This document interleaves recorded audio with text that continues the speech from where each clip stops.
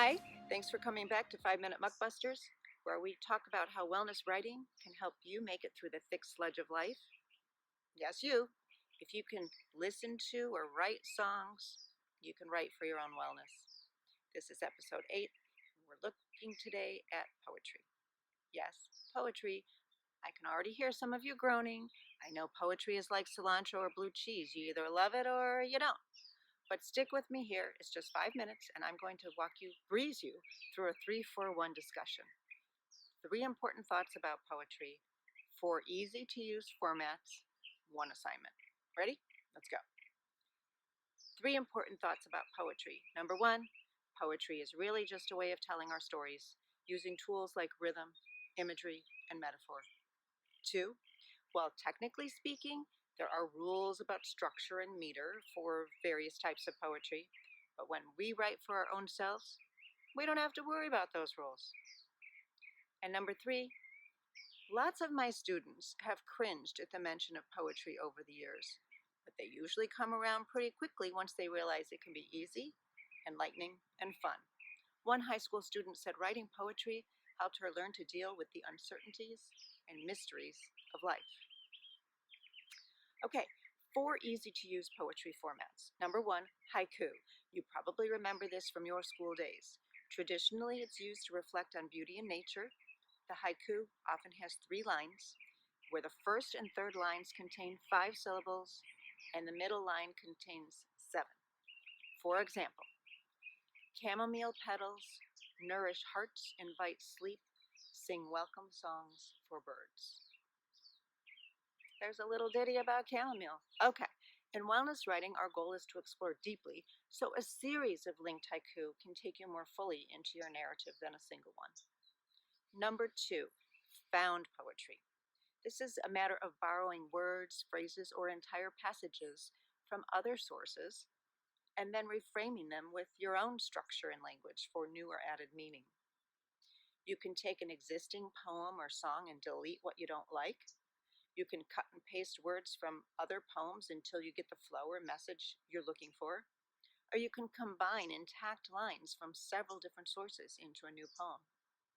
Don't worry about whether you're plagiarizing because you're only writing for your own wellness. If you do decide you're going to publish these poems, you want to be sure to credit the original sources.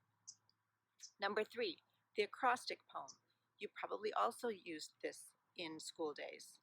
This is the one where the first letters in each line, when combined vertically, spell out a word or phrase.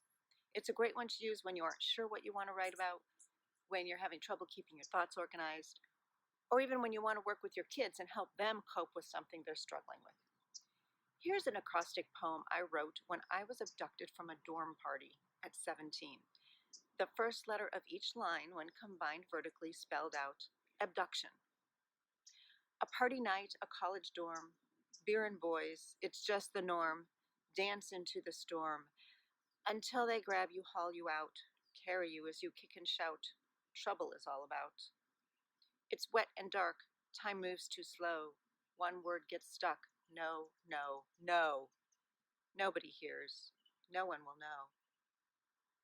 And by the way, although I used rhyme in that poem, poetry does not need to use rhyme. Okay, 4th format, free verse. You gotta love this one. It uses traditional poetic devices like imagery and metaphor and rhythm, but aside from that, pretty much anything goes. I wound up writing my abduction form using all 4 of these formats. You can read more about that in my book. Each approach helps unwind a different component of my story more fully, so that in the end, I was able to access a more complete picture of how I was feeling and what happened. That's the thing about wellness writing. Sometimes you have to try on multiple versions, like bras or jeans. Some fit comfortably, some don't. Also, your preferences for size and style might change over time. Okay, time to practice. Pick an area in your life that's not so perfect right now. School, work, family, home, health. Then try writing about whatever it is that's bothering you, using each of the 4 formats.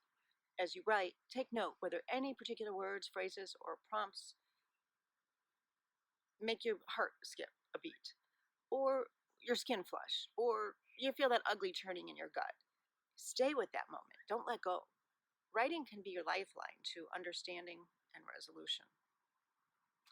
Thanks for watching this episode. I hope you found this 5-minute tool helpful and one you'll come back to. Next time, we'll talk a little bit about using the personal essay in your wellness writing practice. I know it sounds dull, but I promise you'll love it. Until then, be well and keep on writing.